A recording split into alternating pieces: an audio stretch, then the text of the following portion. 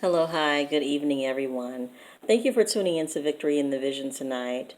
I'm so glad that you decided to watch tonight as I share a good and faithful word with you all tonight to aid and encourage you to keep moving, to keep pressing, to be encouraged because, you know what, no matter what happens, in life, and the hardships that we face, we need to know that God continuously keeps his hands on us throughout, the pain, throughout the situations, throughout the hardships in life that, his hand is always pouring in our life, that he's always replenishing us. He's always providing for us in our time of need. So right now, go with me to Second Kings, chapter 4, verses 1 through 7.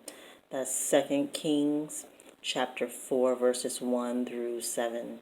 And the reading of the word reads, Now the wife of one of the sons of the prophets cried to Elisha, Your servant, my husband, is dead, and you know that he feared the Lord, but the creditor has come to take my two children to be his slaves.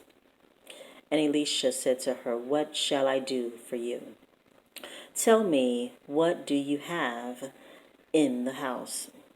And she said, I have nothing in the house except a jar of oil. Then he said to her, Go out, borrow vessels from all your neighbors, empty the vessels, and not too few. Then go in and shut the door behind yourself and your sons, and pour into all these vessels. And when one is full, set it aside. So she went from him and shut the door behind herself and her sons. And as she poured, they brought the vessels unto her. When the vessels were full, she said to her son, Bring me another vessel. And he said to her, There is not another. Then the oil stopped flowing. She came and told the man of God, and he said, Go, sell the oil, and pay your debts, and you and your sons can live off of the rest. Amen. Amen. Go and sell the oil, and you and your sons can live off of the rest. This word tonight is entitled, A Little Bit Goes a Long Way. A little bit goes a long way.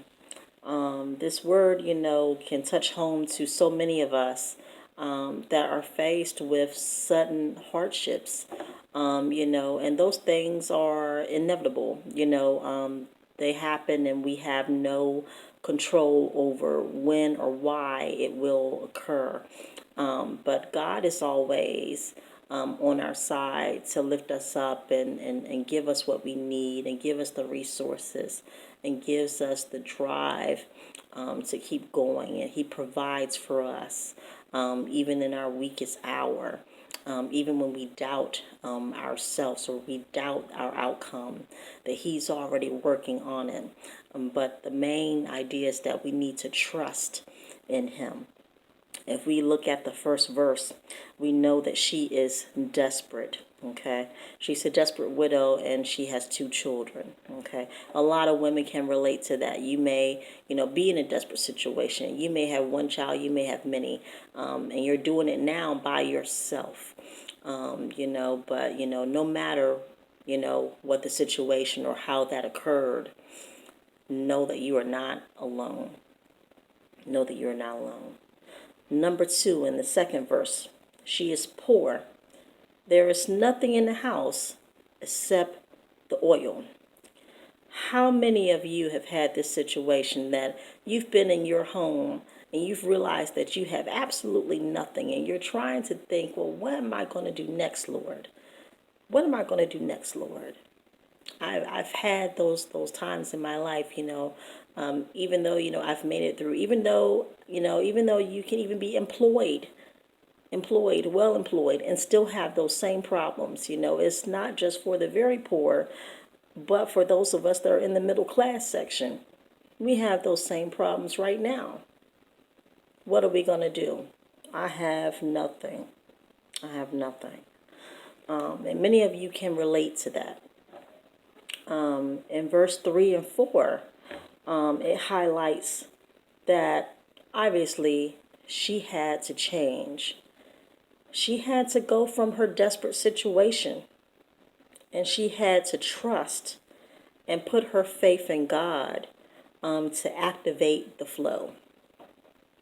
You can't activate the flow in your life if you fail to trust God.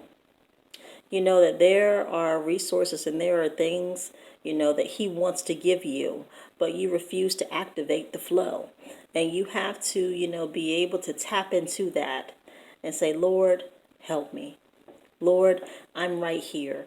I depend on you. I trust in you. I know you're going to pull me through. I want you, please, Lord, to activate the flow. Activate the flow in my life. Okay, so that is 3 and 4. Verses 5 and 6.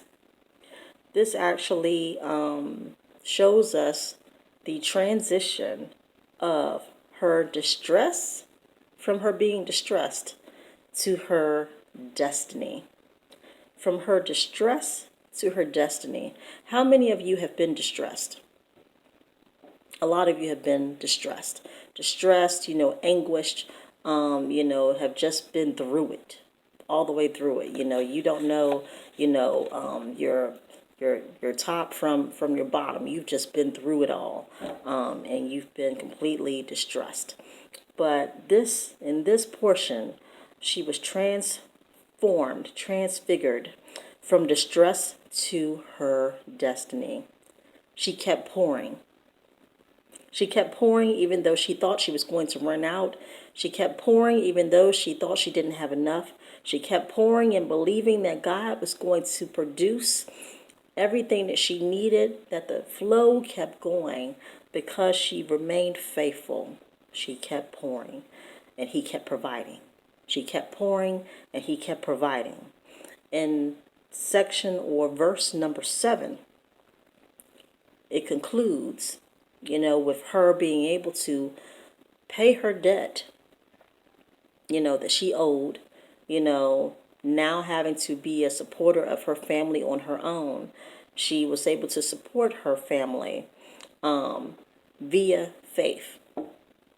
That your faith will support your family all the way through your entire life if you remain faithful. And if that's all you have, it will keep you and sustain you, and God will make a way for you no matter what.